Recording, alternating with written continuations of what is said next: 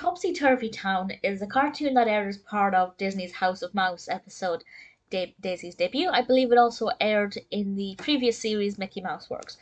And in this episode, Mickey and Minnie are having a day out, but the weather's terrible, everything seems to be going wrong. So Mickey kind of flippantly wishes that he wishes everything was the opposite of what it was because then the day would be perfect.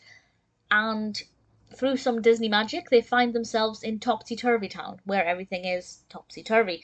Walk means don't walk, fixing things mean breaking things.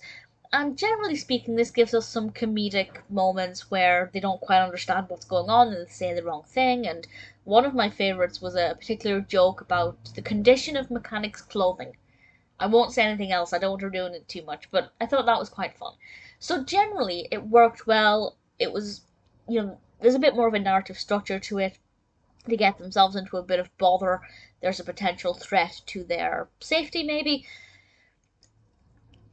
And it's fine, it's interesting when it works, but sometimes the writing wasn't quite as fine-tuned as it could have been or should have been.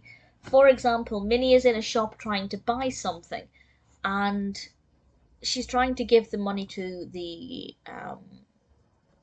clerk, to the salesperson, and obviously because it's Topsy Turvy Town, he gives her money. But he keeps saying to her, I gave you money. But because it's Topsy Turvy Town, he should be saying, you give me money, meaning I give you money. So the dialogue there wasn't topsy turvy, even though the actions were. So it obviously everything gets quite confusing when it's topsy turvy, but what he was saying was correct. It wasn't topsy turvy.